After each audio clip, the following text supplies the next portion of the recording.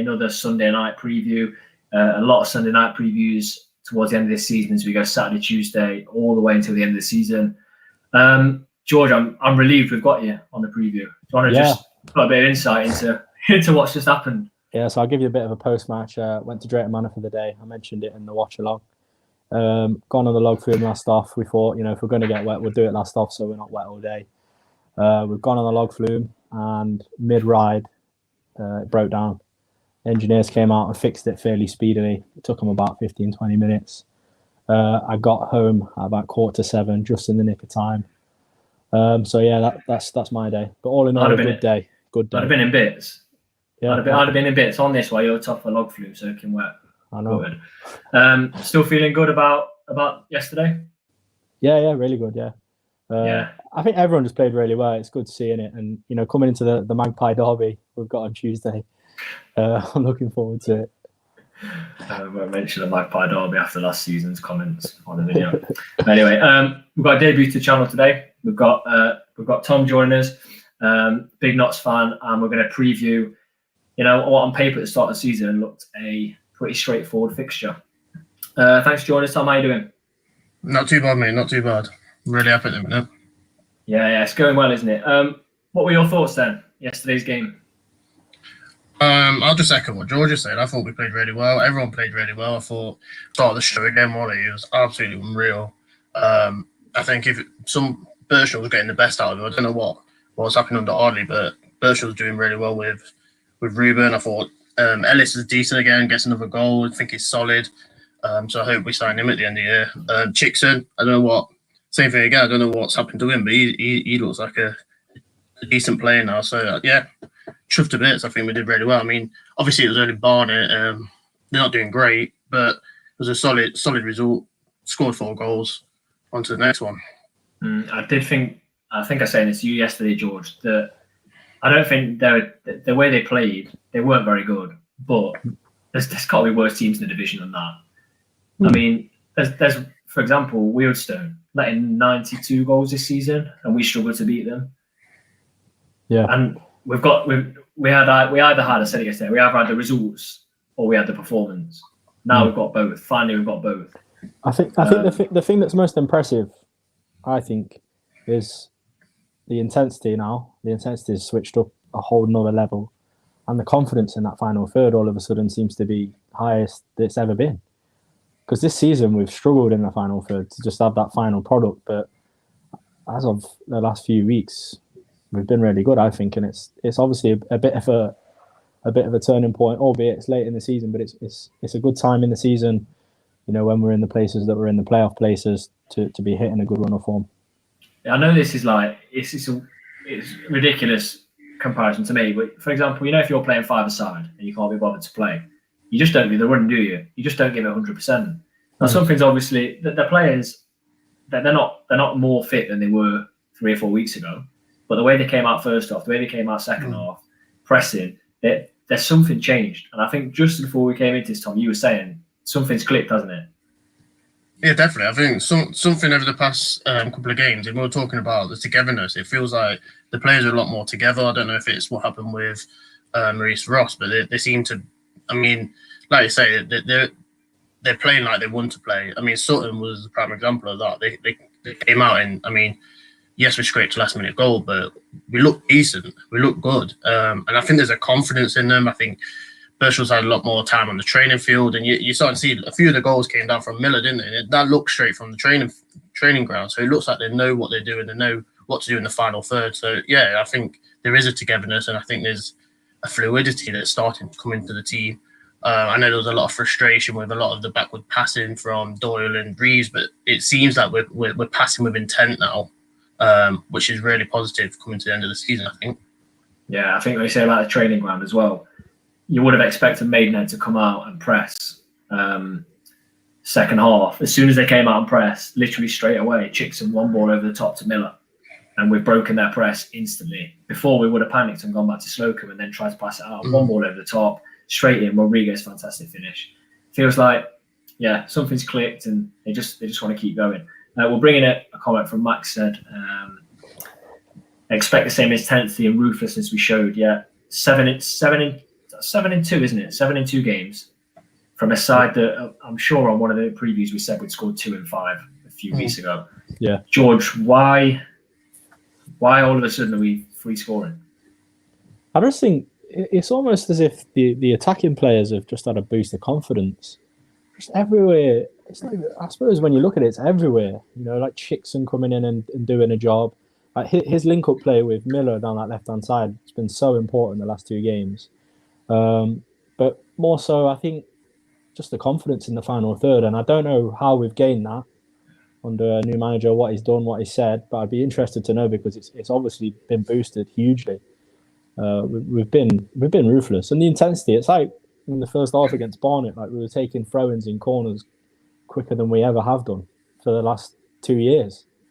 And even like from goal kicks, we was coming out and like literally Slocum was putting it on the floor and kicking it straight out and getting it going again. So I just think we need to start like that and have that confidence to know that if we start a game like that, we're going to be right in the faces and we're going to get goals. Yeah, that's what Chris is saying about the urgency.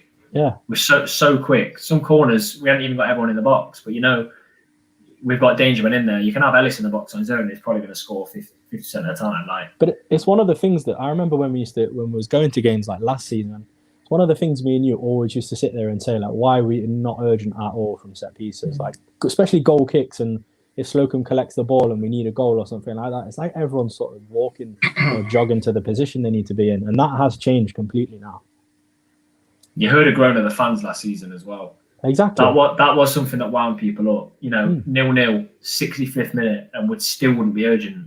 And then you get 70 minutes, maybe up in a bit, and then all of a sudden, it's 80 minutes. We need to get this going quicker. But you know, we were 3-0 up, and still the urgency was there. It's quick. It was just really good to see. And I don't know, Tom, if you saw the watch along yesterday, there was a comment in there that said, the reason we're getting goals, I wonder if you agree with this, the reason we're getting goals is because players are now allowed to do what they're good at. Well, 100%. I mean, like I was saying before, look at Ruben. He's got a freedom now, and he looks like he's expressing himself. He looks like he's enjoying his football. So yeah, I agree. I think they do. I mean, we're an attacking team. You look at our best players; they're all attacking. They're all wingers or skillful, the flair players, and they need that freedom. And Ruben's showing that. Miller's getting up and down that wing as well, which is really good to see. And I do think that there's a freedom, and that's helping with how we're playing, and we're scoring goals. We scored 4 against Barnet. And going back to what we're saying about set pieces, you look at the start of the season, and we weren't. You get a corner, you get a free kick, and I wouldn't be confident we'd do anything with it. I just think it's nothing. But now we've got Ellis, he's bagging, and we feel like it's that urgency. We're going to score. It feels like we've got a chance to score, and I think that links into the fact that we've got players like Ruben who can do what they want, and that's helping us score goals. And I think that's one of the massive things that have come out the last 2 games. We saw Wharton nearly put a chance away, and to be fair, I don't think he could have done much more. He literally got stood on it, and the keeper makes a good save, but the only good save he made all game. But I feel like all of a sudden, Wharton looks like he can score again. And I wonder if it's the pressure taken off him, because all of a sudden everyone else around him is scoring goals. Ruben scoring goals. You've got Ellis scoring goals. Miller chipping in and getting great assists. So I think we'll start to see the best of Wharton as well. Before we preview Maidenhead then, a few comments in here about positions we could get. So Kian's asked if we could get third. I think third is... I think it's gone. I don't think we can get third. The only way we can get third, and you know, it could happen, is if Hartlepool literally collapse. George, third place. I mean, 10 behind Hartlepool. Stranger things have happened, aren't they? But I just think, you know, Richard said it from Notts County stats. You know, they've just sort of had that steady season, haven't they? Where they've not really had any major fails. So you'd sort of think, you know, that they've had a little bit of a, you know, decline, haven't they, recently, last few games? But I do think that they'll probably regain a bit of form and finish the season quite well. But, you know, like I said, stranger things have happened. You can't completely rule that out when it's still mathematically possible. But I think realistically, my high target would be like 4th or 5th, because to get, like I've said a few times, the first, like the quarter final at home would be great. I think it's just 5th. Did either of you see the table that I posted on Twitter with eight teams going for 3 places now? Yeah. I think I had a look at the fixtures, and Halifax have 3 games left, and they're the team we want to catch. I'll get the fixtures up because it is Halifax. Realistically, it's 5th place is what we can realistically aim for. Now Halifax is sat in that 5th spot, and they've got 3 games left. They're 2 points ahead of us, so we've got games in hand. Their final 3 games: Dagenham and Redbridge away, not easy after they won 5-0. Maidenhead away, not easy, and Chesterfield at home. If they get that, is very tough. And I've had a look at the other teams that are there, and the easiest run in, which worries me, is Chesterfield. So Chesterfield running, Kings Lynn at home, Wealdstone at home. You'd think 6 points. Dagenham and Redbridge at home, and Halifax away. So I think there could be a scenario where, final day it's Notts, Bromley, and Chesterfield going for a final playoff spot, which would be nerve-wracking to say the least. Be horrific. Yeah. So looking at Maidenhead then, did either of you have Maidenhead sat 12th with a couple of games or a few games to go? I cannot remember. We did a thingy, didn't we? A ranking video. I don't think I did. No, I think you had them down near the bottom, like most people would. Yeah, part-time, aren't they? Part-time. I think if I remember right, it's the only game missed last season, George. They went 1-0 up at half-time. No, that was Chorley. Forget that. But they were. How are they so high up? We're looking at it in 8. Both have got 8 points in the last 15. We're close in nearly every stat in the league. Yeah, they're part-time, and we had the highest agent fees, and we've got some of the best paid players full-time. As well as we're doing at the minute, it does go to show that this season has been disappointing. Yeah, it does. I do think, though, like, it's so hard to sort of compare teams like that. Do you know, I think Notts' sort of model is going to be, build a team that's good enough to get promoted, but then we want a base that's good enough to sort of sustain being in League 2 as well and push on in League 2, whereas Maidenhead will crucially have a decent season in the National League. Do you know what I mean? So I think, but obviously we've not lived up to expectations, so it is a disappointment. But in saying that, I do feel with the spine of the squad we have at the moment, I'd like to think we'd be fairly decent in League 2. Yeah, I agree with that. So Maidenhead yesterday, Tom, went to Hartlepool. I think everyone had a home win there written down. And they played with 10 men for the whole second half. And they win 4-1, I think. It's not going to be easy, is it, on Tuesday? No. And this is they're an unpredictable team, aren't they? I mean, you look at the results and they beat some big teams, but then they drew to Kings Lynn a few games ago, and you're thinking it's the same with us. Like you were saying, it's the same with us. We've had we've had Sutton, really good result, but then there's been other games recently where we should have been walking away with the points, and we've left with 1, and so it's up in the air. But I do think it's a big game for us. I think we're talking about where we're going to end up at the season. I do think this is quite a pivotal moment. We've won 2 in a row. We're getting momentum. It's a tough game. I'd like to think we could scrape a 2-1 win. That's my prediction. I think if we can play like we did against Sutton, if we keep that momentum going, I think we'll get a win. But it is a tough game, and we're 2 unpredictable teams. And I think we can't run away with the 2 recent results. I mean, Sutton was a really good performance. Barnet, we should have won and we should have hammered them, and we did. It was job done. So I don't think we can run away with think that everything's over and done with, and that's it. We've sorted the squad out, everything's sorted. I don't think we're there yet. This game's a big test. I think it's a pivotal moment. So my prediction is 2-1 win. I think he'll go with the same team that played at the weekend. I'd like to see Knowles start, even though I don't really rate him. I think going back to what we were saying about Wooten, I think you're right. He hasn't got the pressure now, but I do think we need to find a striker who can play alongside him, who's going to get the goals. And I don't trust Knowles. I don't trust Knight yet because he's still raw. And Sam's same thing. I don't really trust Sam. I'd like to see Noel start because out of all three, I think he's the one who I think we can get a goal and can give something a little bit different. But 2-1 win Notts, I think. I think we were saying, weren't we, George, that maybe Sam was right for yesterday's game because we knew Barnet weren't going to come out. I think Knowles benefits when teams do try and come out and play because he can get behind. For example, the Woking game when he just got the run of their half for pretty much all 3 goals. But I think you're right, Tom. I think he will go with the same team. I think it's good management to go with that same team. You know, they've just got you a 4-1 win. But it'll be interesting to see tactically how he sets up. I've just had a look. Maidenhead have lost 1 in 7. And our good friend on the channel, Jordan, says Maidenhead have scored a lot The accuracy. this season. The accuracy. So, yeah, they've scored a lot. They've scored 57. They've scored 5 goals more than Notts in 1 game less. And what it's down to, and I wonder, we've played strikers this season. We're going to come and play Michael Cheek, who is the top goal scorer in the division, and he's playing for Bromley. We've got us playing twice. You know, he's got 22 goals. But we've played teams that have 1 good striker, and we've played pretty well against them. Today Tuesday we're coming up against 2 Maidenhead players. So we've got Sam Barrett, 15 and 28, so he scored more than Wootton. He went to Southend, didn't quite make it there, and he's come back. Hat-trick against Hartlepool. Bear in mind, he scored a couple of those goals with 10 men.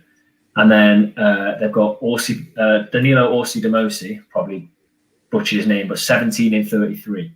So they've got 32 goals there and 2 strikers.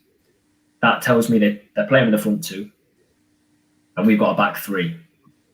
I think that's the key battle. I think forget Rodriguez, who's going to be pivotal. I think forget Wootton. I think we've got to get it right at the back, 100%.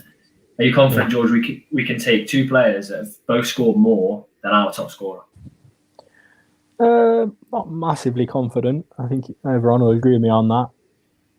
But on the flip side, I think, you know, if Chickson's at it, if that back 3 are at it, Rawlinson, Ellis, and Chickson, if we are keeping it the same, I can't see why not. I really can't.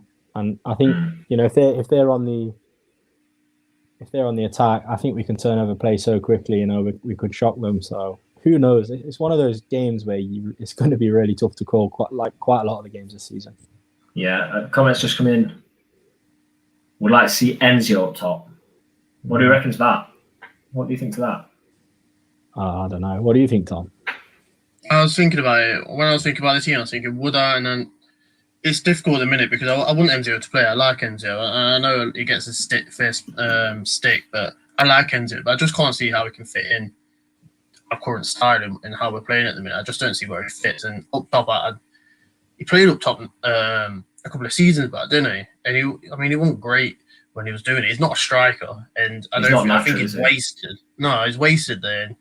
I mean, it might be worth having a punt. I don't know. For me, I'd say no. It won't be for me. I don't think it suits him as a player. You know, like his key move, you know, cutting in from the left onto his right foot and shooting, as we saw yesterday, because he scored by doing it. You're not going to have many opportunities to do that if you're right up the top, are you? So I think, given we sort of play that sort of 3-5-2 or 5-3-2, if you will, you've got that sort of number 10 in Rodriguez. I think Enzo could possibly play that role if he was drifting left or right. I think that could suit him a little bit more than playing up top. But for me, I don't see him as a striker. Do you, Tom? No. I think if he obviously he came on up front yesterday, and he got the goal where he cut in. But I think the only reason he got the goal is because Barnet lost all discipline, which in turn just meant Sam and Enzio could roam around up top. Going to be controversial, but I think the keeper could have done better with it. It is a good finish, and it's typical Enzio, and it's going to get confidence back. And you know, you have to have that effort to score. But yeah, I'd agree that. Yeah, I wouldn't start him up top when we've got natural strikers. I think I've thought this all season. I don't even know if I've said it on the channel. I think the biggest miss, bigger than Cal Roberts, is the loss of Dennis and Thomas. 100%. Because 100%. Wootton needs someone to play off. We saw it last season. And Wootton was scoring with Dennis and with Thomas because they were both getting equal amounts of game time. And they were both different strikers. And when you've got 3 players and they're all rotating, you don't know. Defenders don't know how to defend it. They've got used to Wood this season on his own because he's not that much of a threat up top. So, yeah, I think we'll see some. Obviously, Tom, you said you'd like to see Knowles. Either I'm fairly confident because we're going in, we've scored a few goals, and it's just going to be an interesting game. We effectively, Maidenhead have 52 points. They're 8 behind us. We effectively end their season, their slim hopes for playoffs with a win. So they have to come out. So it's going to be the complete opposite of the Barnet game, I think. Yeah, 100%. Tom, obviously you said 2-1. Who's your goal scorers? I think Ruben will grab another, and I think Wooten will get one.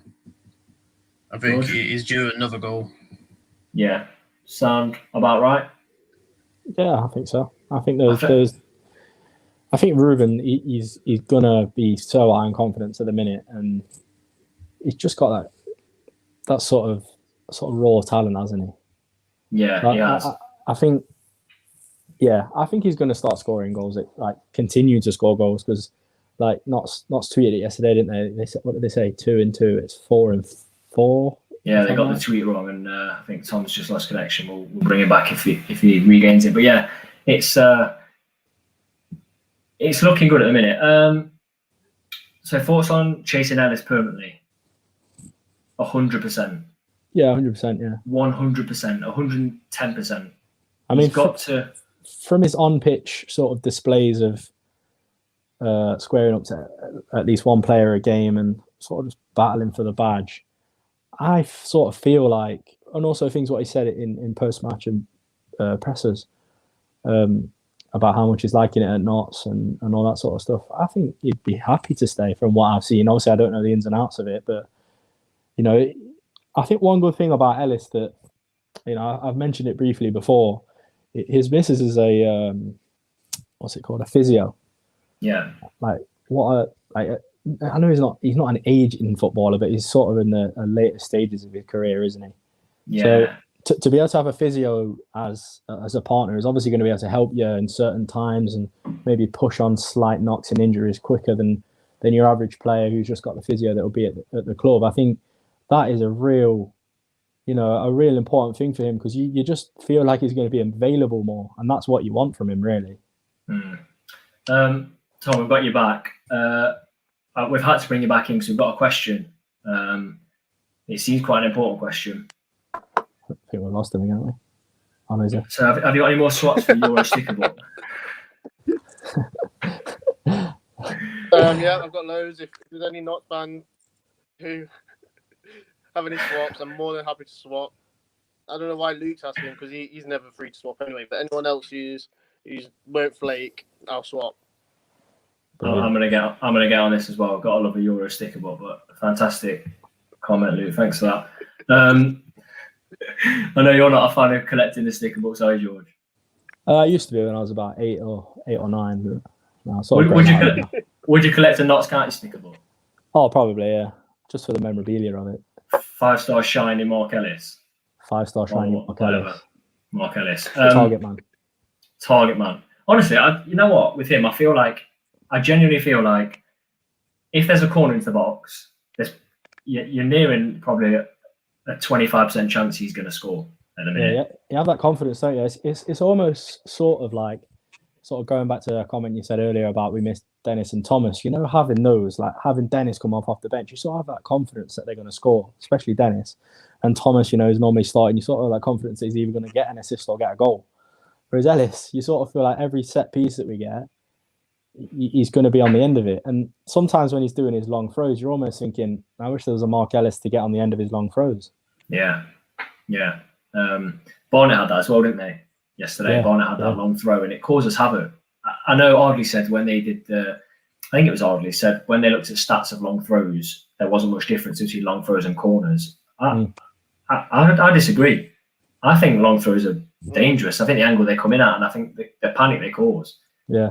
There's a reason that Roy Delat was known for his long throws because they do cause panic in the box. So yeah, I think going right back to what was asked a minute ago, 100% signing. Tom, I really appreciate you joining us. I'm sure we'll have you on the channel again very soon, and I'm sure people watching have enjoyed let's hope your prediction of a 2-1 win is correct. I'll speak to you soon. Yeah, I hope Cheers, so. Tom. Cheers. Catch you later. See you later. Cheers. We'll go on to our team. I think this will be fairly quick. Yes. I'll let you take that away, George. I'll just quickly run through it because it's exactly the same as the team that we said in the last preview, which incidentally is the team that Birchall chose to face up on yesterday. Slocum in goal, Brinley wing back, Rawlinson, Ellis, and Chickson sort of in the centre backs. Miller on that left hand side because he's been fantastic, hasn't he? Irreplaceable at the moment. Midfielders, sort of your deeper two, you got Reeves and Doyle, and then sitting in behind the two strikers, Rodriguez, and the two strikers have gone forward, Sam and Wotton again. Can't really expand too much on that, can you? A team that's put in a 4-1 performance. Perfect. Yeah. Chris is on it again. Absolutely perfect. I just can't say change it. I agree with what Tom was saying. Wouldn't mind seeing Knowles in there maybe for Sam. But I think it's time for Sam to sort of get a few games together because we've seen it for Rodriguez now and how much it's worked for him and how well it's worked for him. Let's see it for Sam and see how he fares playing a few games and getting used to just playing, I want to see people get used to playing with Wotton as well. I don't think anyone's had more. Probably, I'm not sure if anyone's had more than 3 starts in a row with Wotton. Yeah. I agree with this comment coming in as well. If it's not broken, don't fix it. We've had quite a bit of chopping and changing this season, and it is going really well. And these players are high on confidence, and it will just, it's going to make those players just feel appreciated that they got that result of the weekend. But also, it means that the players that are on the subs bench, they can't complain. They can't complain why aren't they playing because this team have done exactly what was asked of them. Tom said it earlier. We were expected to hammer bar it, and we did hammer bar it. So let's not change it. No, I agree. I think as well when you look at that team, the players that we'll have on the bench, you've got like Jim O'Brien, Knowles, possibly Knight, Enzio. Just players that can really either see a game out or maybe get you a goal. Yeah, 100%. Whilst we go on to our score predictions, get yours up in the chat and we'll put those on the screen towards the end. Interesting one from Chris, same bench. I'd like to see Knight on there. Other than that, I'd keep it the same. I don't know who I'd swap him for because it wouldn't be for Knowles, it wouldn't be for O'Brien. As much as I'm not a massive fan of Turner, you need someone like that on the bench. You have to have that on the bench. Griffiths, I thought was class when he came on. Really, really good. Yeah. I'll probably keep it the same, or if not, I'll bring Knight in. So we'll go on to our predictions. I'll go first. This time I've gone for 2-0. I think Birchall alluded to it. We haven't kept a clean sheet in 8 games, and I was still talking about it 2-3 hours to my dad after the final whistle yesterday that Barnett's goal I don't think should have stood. I think there was a handball in there, possible offside as well. So as far as I'm concerned, Notts theoretically kept that clean sheet yesterday, but I think officially we'll keep a clean sheet. I think Maidenhead are a free scoring team. To go and get 4 with 10 men for half the game away at Hartlepool is a huge result. It's absolutely huge. Like Notts, we struggled against Hartlepool big style, and Maidenhead have turned them over. They're an anomaly, part-time team, just probably riding on a high at the minute, 1 defeat in 8. But I think, if we have 3 or 4 corners in this game, there's a chance Ellis is going to get a goal, and I think Kyle Wotton should have probably scored yesterday, but at the same time, fantastic save. So I'm going 2-0. George, pretty opposite here. Yeah, well, I'm on the other hand thinking, there's 2 teams that have got a lot to fight for. Maidenhead, like you said yourself, if they don't win tomorrow, effectively, they're running to get into the playoffs is pretty much over. So they've got a lot to play for. I do think they'll nick a couple of goals, but I think we'll come victorious and win 3-2. I see Wotton, Enzio, and Doyle scoring. Hopefully Doyle scores a screamer as well. How do you see it happening though? How do you see that 3-2 panning out? I think it's going to be quite similar to maybe the Sutton game. To and fro. Yeah, very to and fro. I think, like I said earlier as well about, sort of switching the play quickly. I think that's going to be a big part of the game. And they've got 2 goal scorers in their side that are going to be they're going to be up for getting more goals, aren't they? Let's be honest. To sort of switch the play in the intensity that we have done and have that urgency is going to be crucial for Notts. I know it's coming at a different time, and I can see what a Maidenhead fan joined us tonight. I know it's a completely different league, completely different point in the season. But Maidenhead fans won't mind me saying this, they did not expect to be challenging for playoffs at all this season, and it's making me feel like I'm getting a bit of the same vibes as Barnsley. No one expects Barnsley to be up there, and they just kept winning because there's no pressure. So that's dangerous in my eyes, because every week Barnsley were going into games, you're thinking they're not going to win this, and they win, not going to win this, and they win, and they beat teams. And I feel like it might be sort of the same scenario of Maidenhead, where they can just go and play freely. You know, the outsiders for the playoffs, not expected to get there. If you're looking at a table, you might not even catch them in the table when you're looking at that playoff race. So going to be difficult. But we've got our predictions. What have you gone for? So Mick's gone for 2-1 to Notts. Kian's gone for 3-1, Ellis and Rodriguez. Be interested to know who gets the double in that one.